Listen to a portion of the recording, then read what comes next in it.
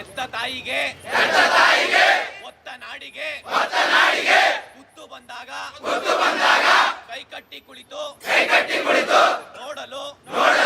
ನಾವು ಷಂಡರಲ್ಲ ಗಂಡು ಮೆಟ್ಟಿದ ನಾಡಿನ ಕಿತ್ತೂರು